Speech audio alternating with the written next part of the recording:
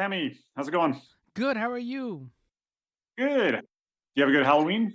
I did. I have friends who have younger kids, so I let them do. I did the child labor thing, right? Nice. Use your small hands. Get Uncle Sammy some candy.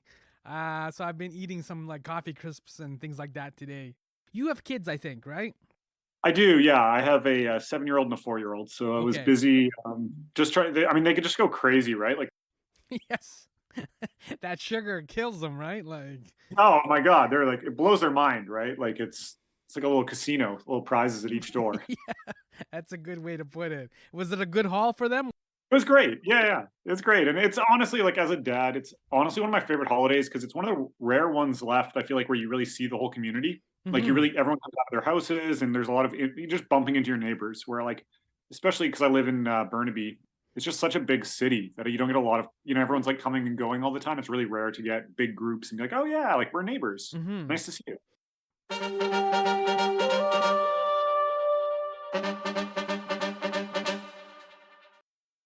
Yo, welcome to My Summer Lair. I'm your host, Sammy, still waiting for my 15 minutes of internet fame, just like it's the bus. Younan. Tyler Funk, how funky fresh is that name, is the guest because he directed a funky fun NFB documentary called Anything for Fame. The key word in the description of this provocative NFB doc is reckless. A startling and timely study of contemporary celebrity, Anything for Fame ventures into the virtual Wild West to profile an ambitious and reckless new breed of content creator. What would you do for fame? In the documentary, you'll meet Ava, who went viral for licking an airplane bathroom toilet seat. She called it a coronavirus challenge. What would you do for fame? In the documentary, you'll meet Jake, an Ontario based skateboarder who performs jackass type stunts with nail guns and getting shot at with sharp, needle tipped darts. There will be blood. What would you do for fame? In the documentary, you meet Jumani, who went viral when he quit his Subway job by trashing the restaurant. He threw all the food on the floor, stomped on it, stepped on it, crushed the bread, and much more. So, what would you do for fame? Do you remember Hoop Dreams from the mid 1990s? It was a popular documentary that followed two inner city kids and their struggles and setbacks to make it into professional basketball, either the CBA or the NBA. Anything for Fame is Hoop Dreams for influencers. It's a nuanced look at going viral and the struggles of influencers to become wealthy and famous. In 2018, when popular YouTuber Lily Singh announced she was taking a hiatus from YouTube, she explained, and I quote, the platform, YouTube, the platform is a machine, and it makes creators believe that we have to pump out content consistently, even at the cost of our life. What she's saying is, in other words, YouTube is a machine that turns people into machines. Tyler and I uncover the many themes in Anything for Fame, from the sweatshop quality of the internet to the get rich quick scheme of going viral to hope. Is this the kind of internet you want? A machine that turns people into machines. Platforms where people will do anything, even self harm, for fame. Before we can talk about the kind of internet we want, let's discuss the internet we currently have. One where content creators will do anything for fame. Hit it, Stephanie. Sound, the final frontier. My Summer Lair is an enterprise, a pop culture voyage with a continuing mission to explore strange new worlds, to seek out new creators and celebrate established producers, to boldly go where no podcast has gone before. And now here is your host, Sammy Younan. Before we start talking about your documentary, Anything for Fame, this is random, so I apologize up front. This is probably not the best way to start an interview. But White Ninja, that screened at TO Webfest in 2017. It did, yeah. Were you there? I think that was the CN Tower TO Webfest. I Yeah, the was CN there. Tower, That's how yeah. I discovered White. Oh, yeah. Oh, cool. Yeah, I did a panel there with Brittle Star and Scott Bevan. So the three of us did a little panel. Yeah. Yeah, no, that was cool. I liked it. Like, White Ninja cracked me up. And it's interesting because, like, when you go to, like, a TO Webfest or, like, when I've gone to, like, podcast festivals, it's bizarre because a lot of people are just starting out, and this is related to your documentary. They're so focused on money, and your documentary does a great job of like dispelling the financial myths. Like when you put out a documentary like this, you have a certain expectation. When a publisher publishes your book, you have certain expectations. Nobody has these wild, crazy things. And then, like, I talked to somebody who's like put out 3 podcast episodes, and they're wondering why they're not a millionaire like Mr. Beast. Yeah. I mean, yeah, it's such a powerful myth in our society, right? Like it is like like we didn't make $1 off White Ninja. We did 200 episodes, and like we were lucky. We were funded by the IPF here in Canada, but that, we spent, I think, like almost $500,000 making those 200 episodes, Wow. and like because of Canadian funding, we had access to money, but like, and they got like, I think in total by the second season, we were probably around like 50 million views or something. But we didn't see a penny from anyone because of that. Like it was just grant funding to make it. And like, But you were internet famous, though. yeah, I guess I don't feel like I was, but I feel like White Ninja is. Yes. Yeah. Yeah. And then for your documentary, Anything for Fame, like speaking of like internet famous, like before you made the documentary, you were interviewing 250 influencers. Yeah, so it was broad emails of like we really broke influencers into different categories. Like what are the trends we were seeing, right? And we kind of reflected that in the film of like we wanted to make sure everyone was kind of doing their own thing. So I think roof-topping is very different than OnlyFans content creation, or even like the Jackass kind of stuff that Jake does is like very different than roof-topping. Like there's whole different skill set and performance elements. Like I think Jake, obviously is much more of a clown. And so we tried to find people in each verticals, and then like we did this whole research, development phase where we interviewed, really in-depth interviews, probably with like 10 or 12, and I don't think any of those influencers made the final film because just schedules change. Being an influencer, I think a lot of people want to be, and then often when they hit success, they might not want to be. Like it's not depending on how you choose to go famous. The fastest way to do it is not a way you might want to live in for a long period of time. That's a good way to put it. And I think it also, too, it kind of reveals the mystery a little bit. Like, you don't want to know who Batman is. If you lived in Gotham City, you don't necessarily want to know who Batman is. You like that he kind of does his thing, and that's good, protects you from the Joker, and that's kind of it. Like, sometimes it's better to, quote-unquote, control the narrative, right, as a content creator. Totally. And I think it's just such a, like, yeah, it's so interesting, right? Because it's like traditional actors got to do that. You played a character and then you were done, right? You be the Joker, you win an Oscar, but you don't have to literally do that every day to every fan and just keep being the Joker, hoping that you can monetize. Like that's hell. That's what a nightmare that would be. And as you're talking to the 250, and this is also touched upon too in your documentary, Anything for Fame, but like in terms of commonalities, what did you notice about like that hell that you talked about? We're like in terms of mental health or burnout, like because you constantly have to keep cranking out, right? There's a sweatshop quality to the internet. Oh, without a doubt. Yeah, without a doubt. Some of the worst labor conditions that have ever existed have been provided by these platforms, right? Because it's like it's worse than gig work. Whereas like even the terrible conditions on being an Uber driver or these other gig jobs, at least there is like a paycheck, whereas like social media, it's just on you to like figure it out. And again, like I think that's why you have a lot of youth participating in it, because they have the time and their parents are covering a lot of the bills, so they don't necessarily need results as quickly. But yeah, it's draining. Like you see, for people to to produce a video every day, I'm sure as like a podcaster and everything else you do, right? Like each creative endeavor is a huge project. Yeah, I really think you just have to love it more than it loves you. I don't know if you've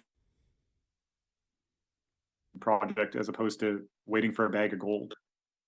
Yeah, and this is the thing too, like we said at the top, right? Like you interviewed 250. Obviously not all 250 are in the documentary, but like there's only like 400 and some odd players in the NBA, right? So like the odds of quote unquote making it, like lots of people play basketball, but there's about 450 players in the NBA, like at that elite level. And look how many colleges there are in March Madness and things like that.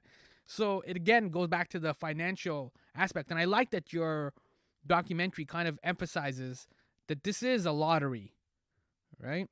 It is, and, I think it's a harder lottery to play now than ever. I think when YouTube first started up, even before YouTube, I remember there was a site called Newgrounds. I don't know if you ever went there. It was like a little Hmm. Flash animation site. Yeah.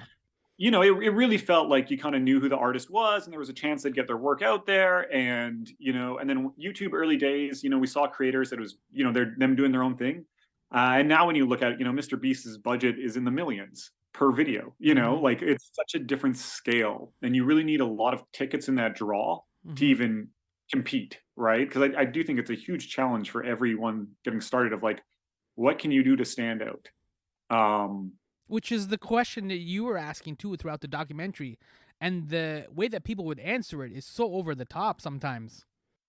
Totally, totally. Yeah, yeah, exactly. Like it can be a very competitive and destructive place if that's your thinking, right? I'm half joking when I say this, but like, do you have like some sort of like PTSD, I guess, from watching like some of the influencers in your documentary do the things that like they were willing to do, like go quote unquote go over the top, because it's like you're just there as a spectator, right? Like you're recording the video, but like you can't interfere in a sense, right? So, like, is it kind of like surreal what people are willing to do?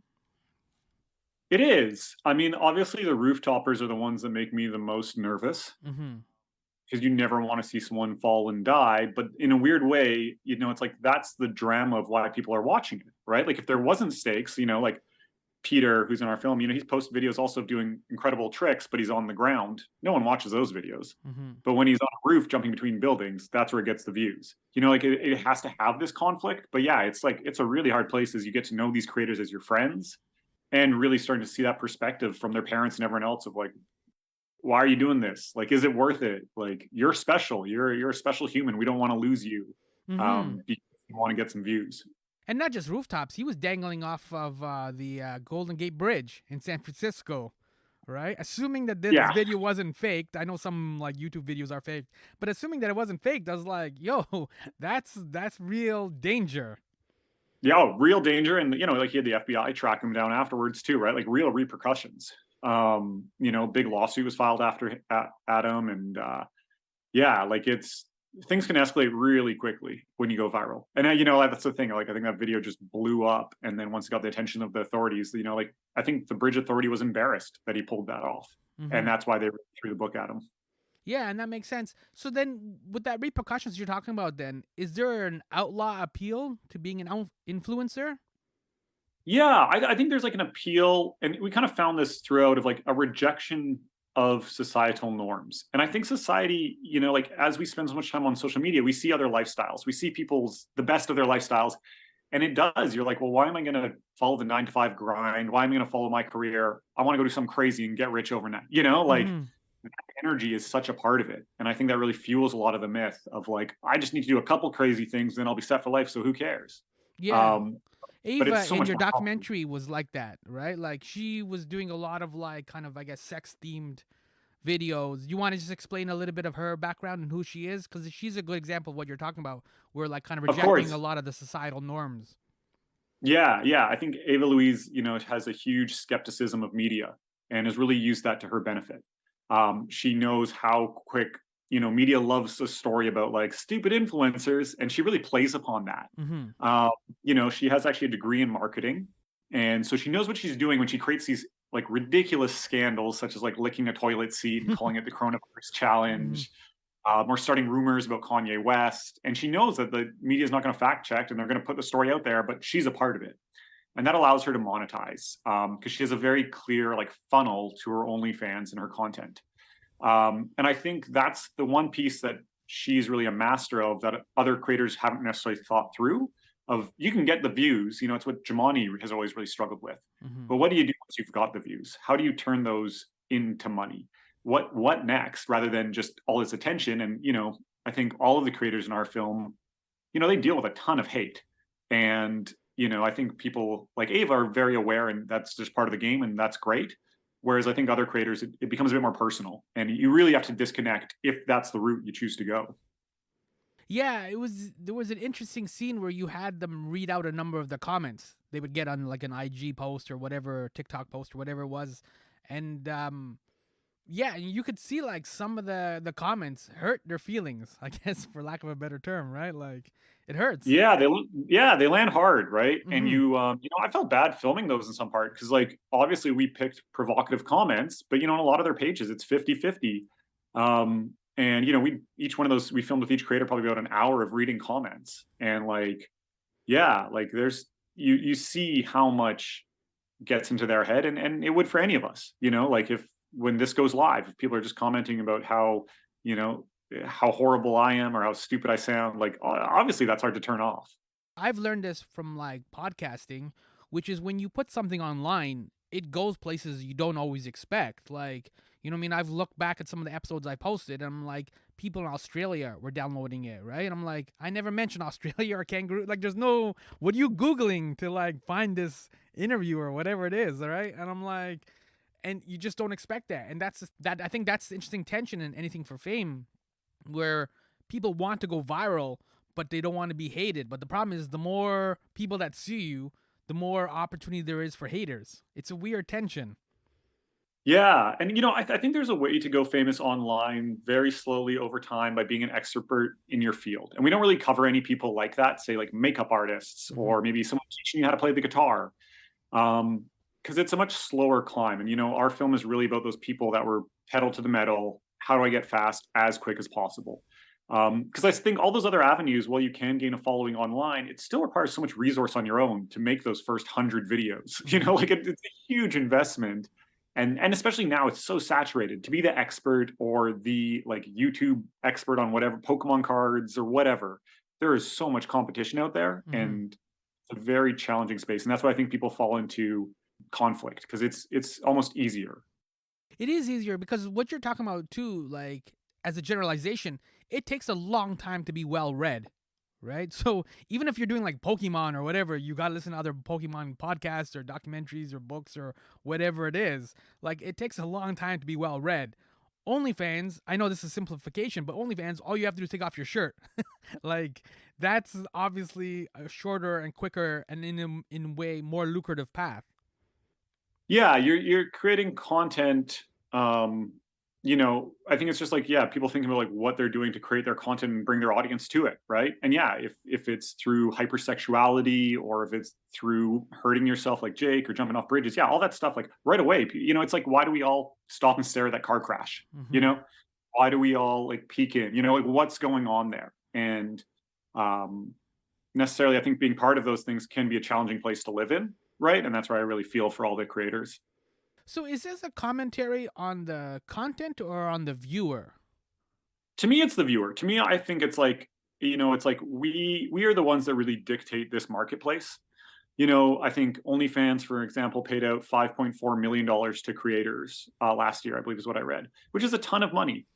Um, and as long as there's this huge pool of money going in that direction, it's going to encourage young creators to go that path. Mm-hmm. And that's really on us as the viewers.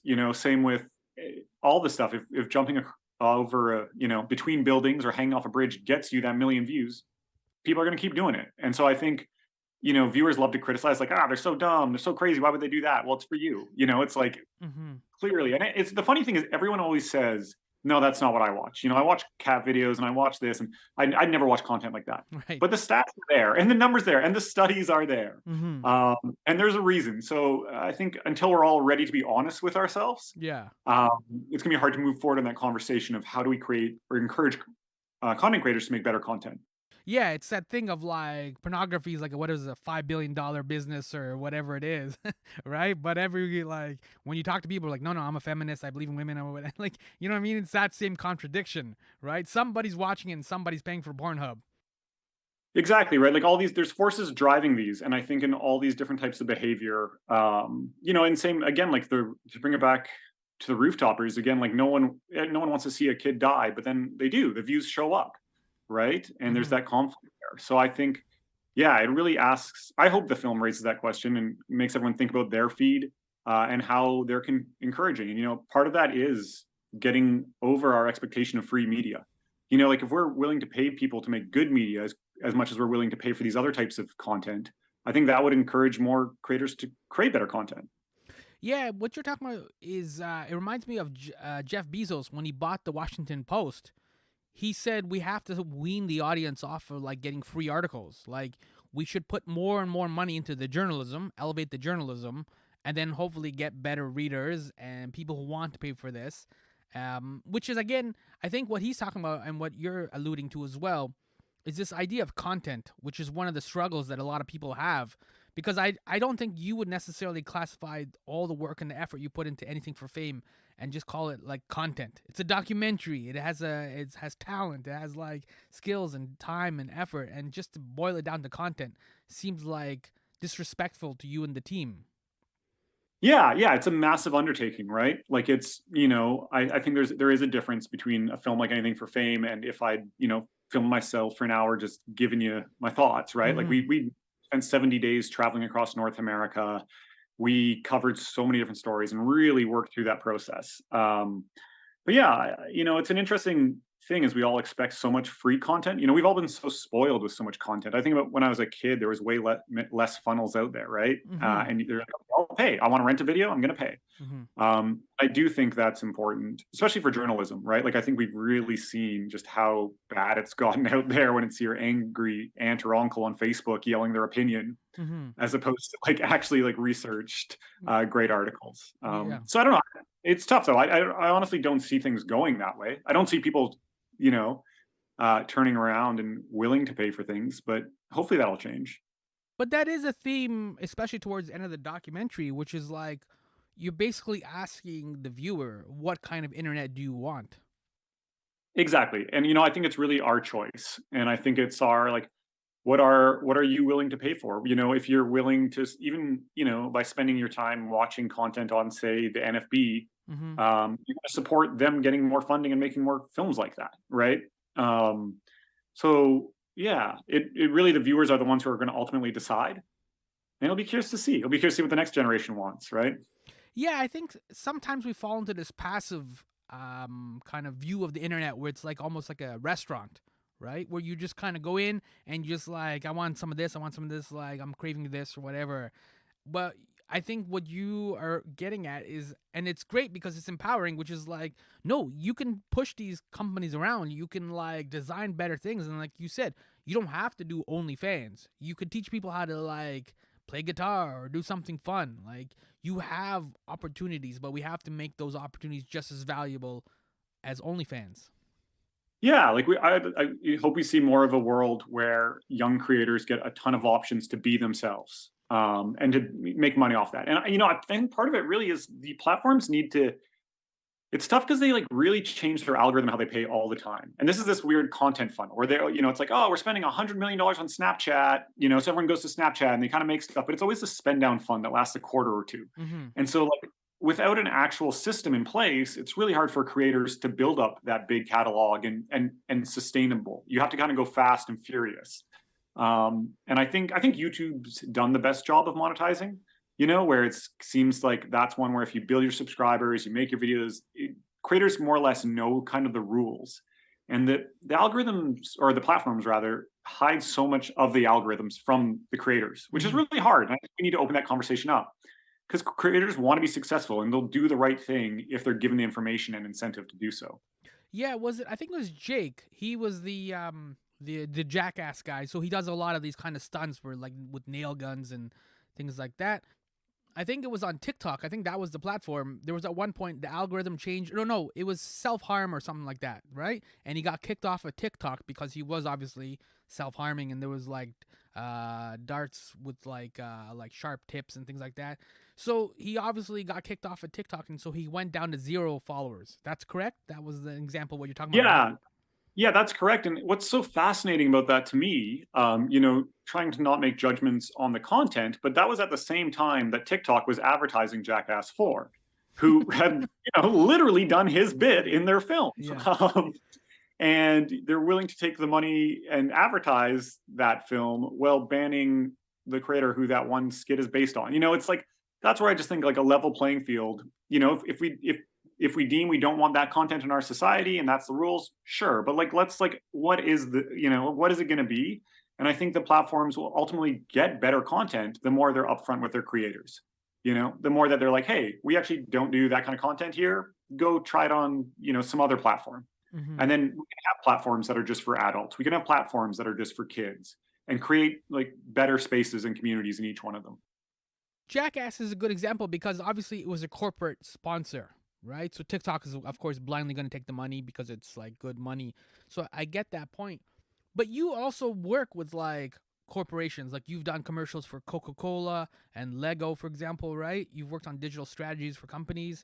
So I know this is kind of a silly question, but like how is what you do with Coca-Cola quote unquote different than like somebody posting stuff on TikTok?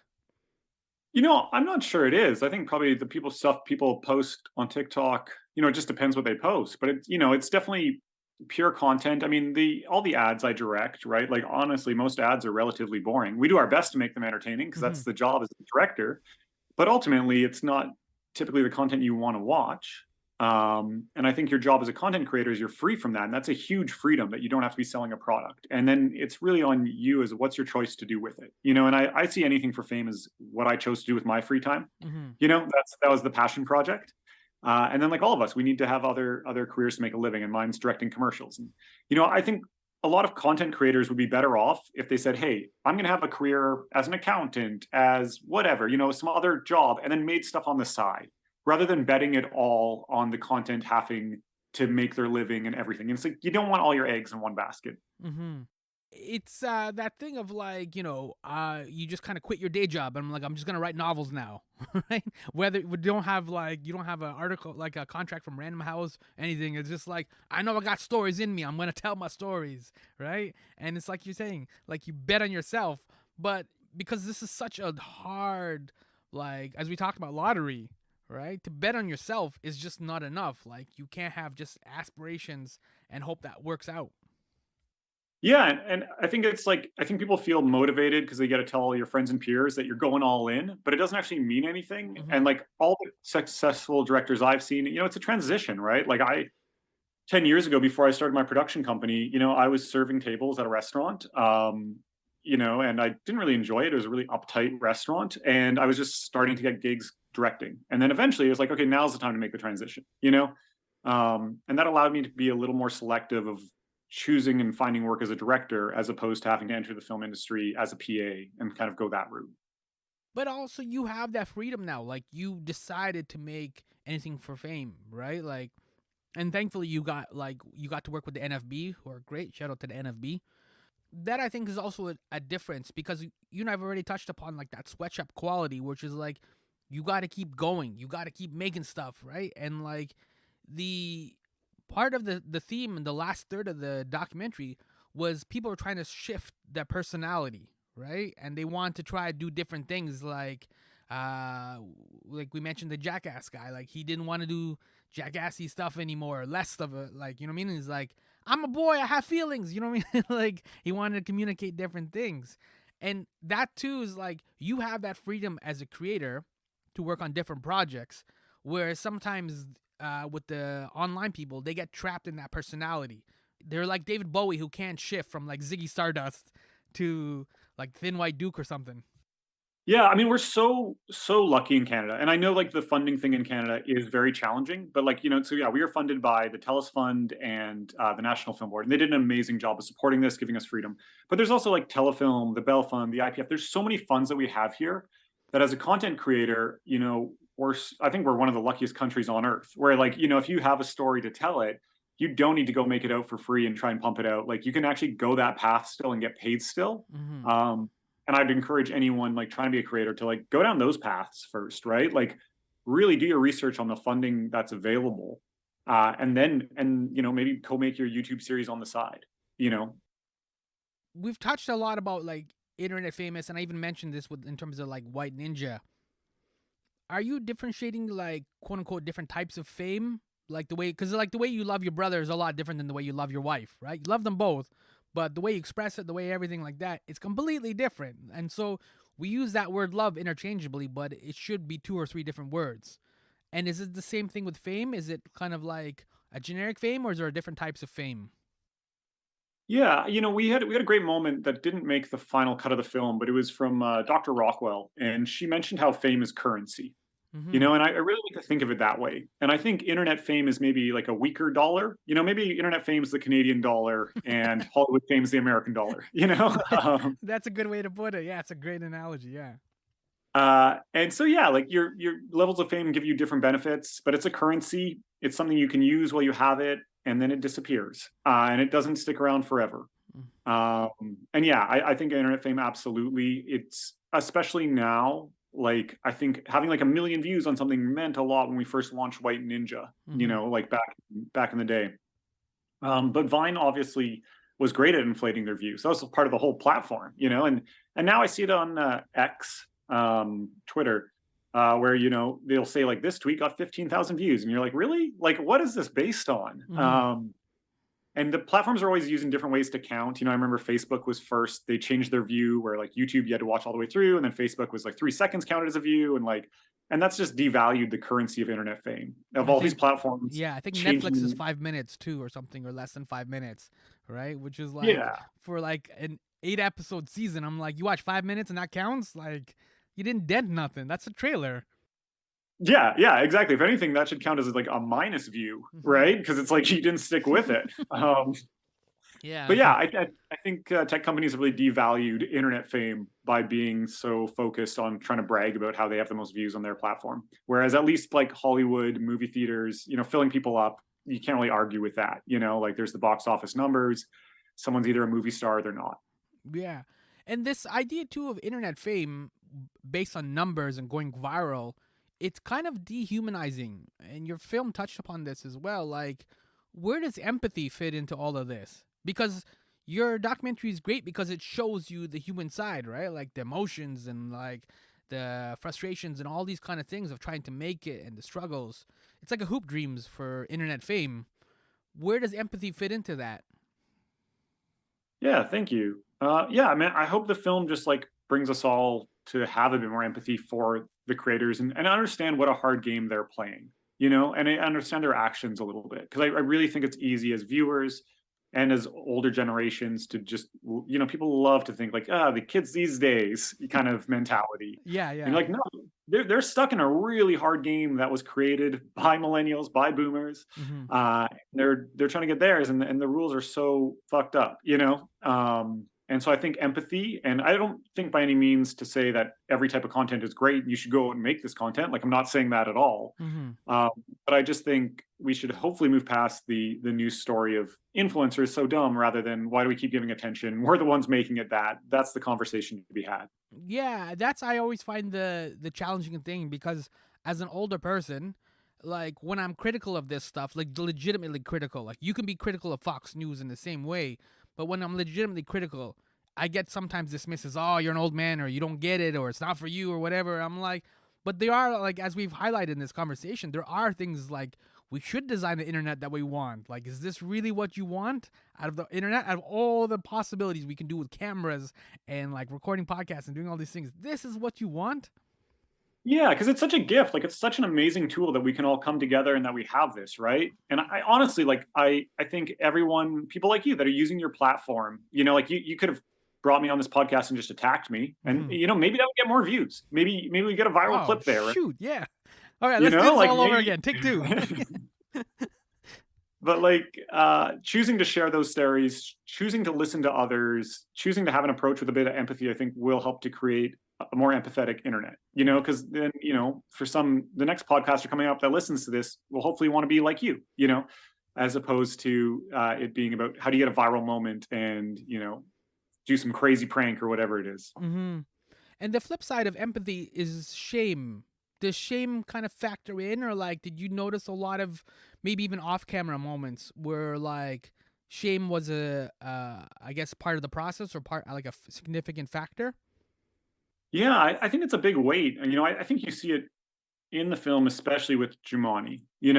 I think like Ava's kind of come to peace with it. Of hey, I'm making my money, I'm doing this, it's working. I'll Mm-hmm. turn the shame off. Jumani, I think even more so than Jake, kind of really regrets a lot of his actions, and really did a lot of damage in his community and to those around him, and was left with very little for it. Do you want to explain the subway thing just for people who don't know who? Yeah, Because that's a for great. sure. Because I found that really offensive. Like, you know what I Yeah, mean? Like, you're going viral for that. Like, that was. yeah. You know what I mean? Like, Ava can do whatever she wants on OnlyFans. Go knock yourself out. But Jumani's like the subway thing really offended me. So you just want to explain that quickly before you finish your thought? Sorry.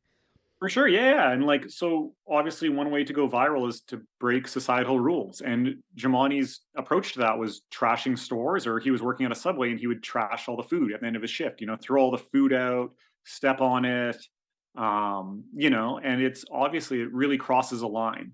It feels super disrespectful to his employer. It feels super disrespectful to people that would maybe eat that food.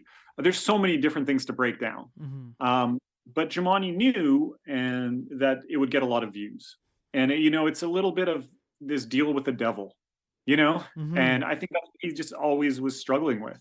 Of just, I know how to get views. I know how to, like I'll be on World Star tomorrow. The amount of times he's blown up on Reddit, he knows how to get there.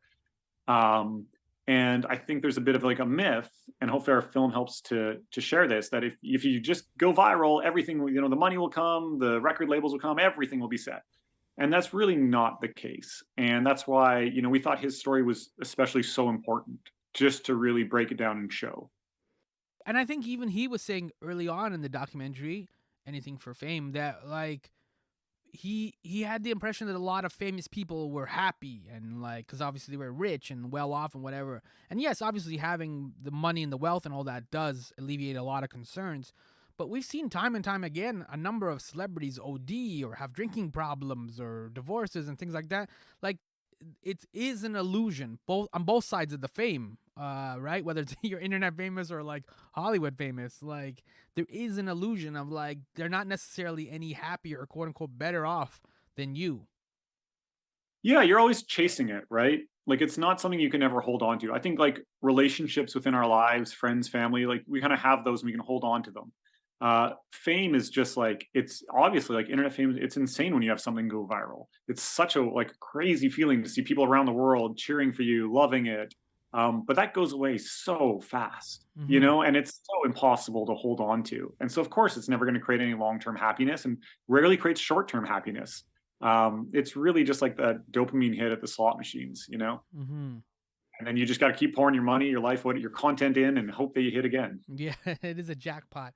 And speaking of somebody who's hit a jackpot, this is the last question, but how did Britastar, Stuart Reynolds, how did he come into your life? You've worked with him for years.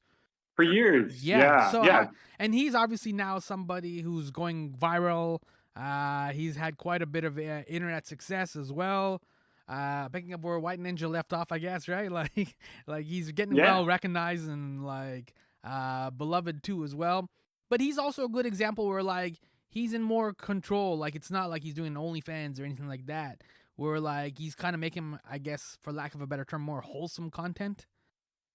Yeah, I think, and so Brittle Star, I first met him. He was a Vine kind of star, and he helped work with me on White Ninja back in the day. And then we've worked on several projects since then. And during Anything for Fame, I'd often call him just to chat about the industry because he was really living in it, was so aware of what's going on, and very strategic. He came to be a social media influencer, I believe, in his early 40s. And so he needed to make a living to support his family. And so we needed something that was going to last. And so I think if you're thinking about it of like, well, how can I do this for the next decade? You're going to make very different decisions than how do I go viral today? Mm-hmm. And that forms all of his content, right? Like he's making stuff that he knows he can stand by 5 years from now. That's not going to haunt him. He doesn't need, 10,000 new followers every day. Rather, he needs to just keep creating content, put good content out there. I think his content, it's great. It's very, I think the internet's favorite dad is like his hashtag. That's the vibe he has. Yeah. And again, like that's a sustainable profile. That's a character you can be your whole life. Mm-hmm. You can always be a great dad. Mm-hmm. And I think for creators starting, it's like, yeah, where does this go? Anything that's starting to get more extreme each video, like how far are you willing to go, and how do you maintain that over more than a few months? He's a great example of somebody who's kind of almost deliberately picked his audience, right? Whereas I think a lot of the influencers in your documentary, they just wanted anybody watching it. Like it wasn't like it didn't matter who it was as long as the numbers were quote unquote there. Brittlestar seems more selective, I guess.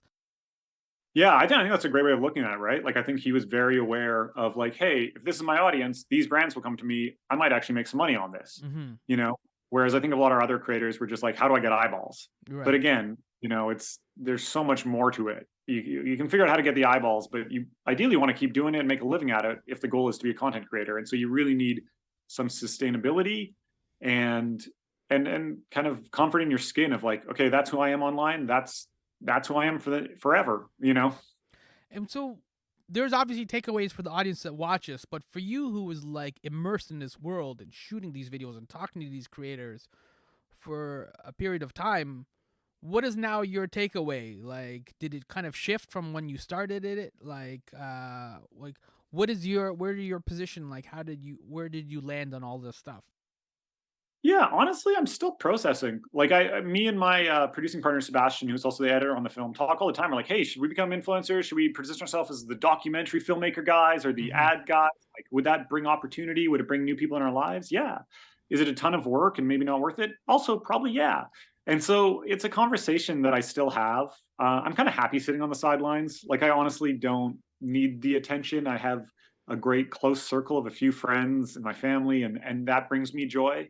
Um, and I'm busy working as a filmmaker. I think you can see the benefits if you're selling something. And that's what I think. Like, social media so much is marketing, right? Like, if you put yourself out there all the time, hopefully you have a product to sell.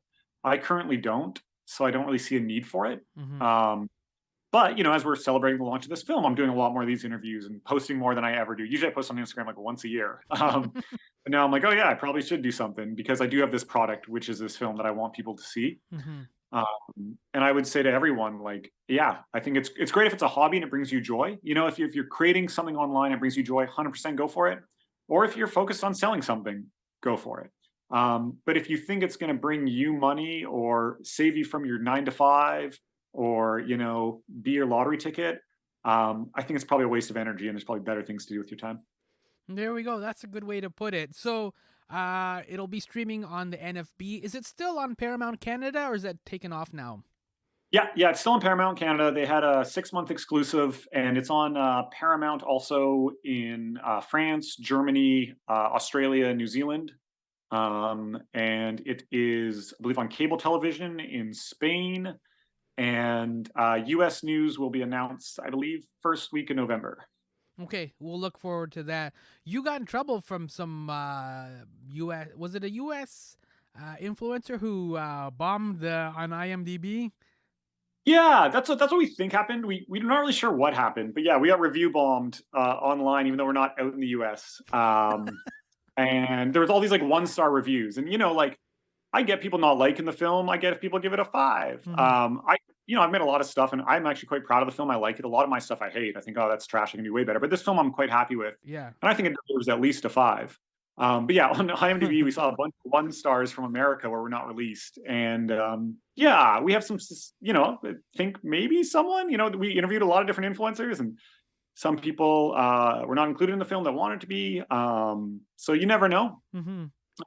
Or maybe it really is a 1-star film, and I'm just No, completely far wrong. from it. I really enjoyed it. So you and the team, high five. Like, so that wasn't me who put the 1-star. Like, I was more in the Well, high. appreciate it. Yeah. So just to clear that up. But yeah, no, I mean, like, hopefully you'll get a better reception. Obviously, when you get into the States, is what I was getting at, right? Like, so that was a little bit of a chilly reception, but that's great though. So yeah, so Paramount Plus Canada and NFB. I'll put the links for both. And then people can check it out, and then we'll wait for the U.S. news soon for the American listeners. For sure, yeah. And I said to everyone, yeah, I'm just curious to hear your thoughts. Like, honestly, like the good or bad, the 1-star, like, what can we do with that? But like, whenever people give us feedback, we love it. Like, me and my editor go for coffee, we read them all, and we're like, hey, sweet, that's great note. Mm-hmm. Or they loved it, cool, they like that element. That's one of the biggest joys of being a filmmaker, and that's like moments like these I love. It's like it's great to talk about the work with someone. You guys, honestly, like, I'm not sucking up or whatever, like, you did a great job. And I thought even though we didn't touch upon in the interview, so we're running out of time now, but like, the scenes with the parents were really great because, like, I probably should have referenced that when we were talking about the different types of fame, because the parents they understand the old school fame. I think was what you kind of pick up on. They understand Hollywood and they understand like getting your name in marquee lights and all that kind of stuff. If you told them that their son or their daughter was doing that, then they would like instantly get it. But then I think it was just like Jake, for example, his mom had a couple instances where like some kids wanted to take photos with him or whatever. So it was like, okay, maybe her son's famous, but she's still not quite getting it. Yeah, totally. Yeah, no, those were fascinating. We shot each one of those parent scenes for, they're like an hour and a half, and they were these crazy emotional kind of conversations, right? That these families had been bottling up. Yeah, I love that part in the film. I think viewers will find it quite fascinating. Mm-hmm. No, but thank you, Tyler, for like taking the time and like hanging out. Sorry if we went long, but I appreciate the time and the documentary. So thank you. Pleasure, Sammy. Mm-hmm. And hit me up if you're ever in Vancouver.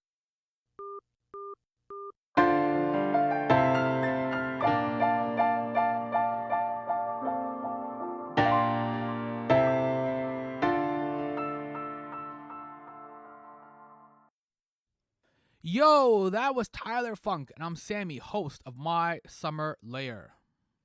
In this conversation, Tyler Funk highlights his documentary Anything for Fame focuses on content creators who signed up for the Get Rich Quick scheme. He contrasts that with the slow growth of, say, being an expert in your field. And honestly, he could have contrasted Get Rich Quick with me and My Summer Lair. I am slow, not intellectually, but rather I take my time. I'm Gen X. I appreciate and recognize consumption takes time. To properly digest a movie, a book, an album, even a song, it takes time. You have to live with it for a while like a roommate. And this is the tension, that digesting time is slower than the hectic pace the online media dictates, which constantly demands fresh product. We eat constantly, daily, but many of the meals are just to shush the hunger. Here's some damn toast. Now be quiet. I am late for work. The meals that are truly special, Thanksgiving, Christmas dinner with all the family, those are rare. Those don't happen often, much less daily. For those meals, there's lots of food. It takes time to prepare and cook and lots of time to digest.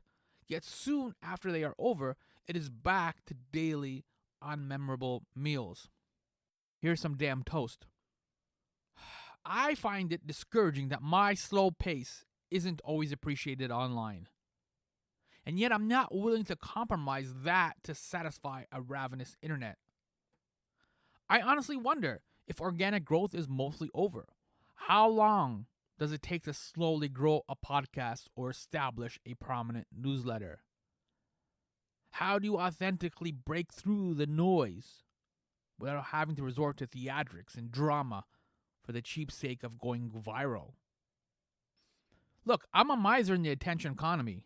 You have to craft something compelling for me to click on it. I'm not allergic to fun, but rather I'm not willing to support foolishness as fun. I don't go online to get angry. I don't go online to be seen. I have a deep appreciation for my followers and my podcast listeners. You fine folks are amazing. I end every show with thank you for listening to me in a Netflix world, because I understand and I recognize you have choices. But for some magical reason, you push play on some of these podcasts. That's crazy. That's wild. Without you people, I have nothing. I understand how the system works, but I'm not willing to make flimsy compromises. Truly, there is a massive Grand Canyon difference between being popular and being relevant. It is easy to be popular. Anything for fame shows that clearly. It is difficult to be relevant. But when I go online, that's what I want. Something relevant, something distinct. Yes, I enjoy mainstream things like everyone else. I watch Doctor Who, and I watch Star Trek, and I enjoy NBA games. I go to NBA games. But I'm also a snob, and I'm not willing to accept that this is the best we can do, because every so often, a crafty and cool creator hits the sweet spot, and they're popular and they're relevant. And that's magic. Sign me up for that. Let's support those dynamic creators. You can see Anything for Fame online at the NFB. The link is in the show notes at My Summer Lair. I have a Substack newsletter to share the work of those kind of dynamic content creators and to extend this conversation because there's a lot to talk about here. This shouldn't be a monologue from me. This should be a dialogue because this is us determining what kind of internet we want. Sign up today at mysummerlair.com/subscribe. That's mysummerlair.com/subscribe or Google Substack My Pal Sammy. Google Substack My Pal Sammy. Really, this is the biggest takeaway from Anything for Fame. Watch the documentary and then start to dream. What kind of internet do you want? You don't have to lead a revolution. I'm not asking you to be MLK. But all you have to do is pause. Do I want to share this? Do I want to react to this video? Pause. And think about why you're sharing. You have no idea how much of a difference that's going to make in our world. Thank you so much. Honestly, thank you so much for listening to me in a Netflix world. Thank you for pushing play. Thank you for sharing this podcast. Like, it's humbling. It really is. Thank you for listening to me in a Netflix world. Fame, yo. What's up, Sammy? Yo! How are you, my man?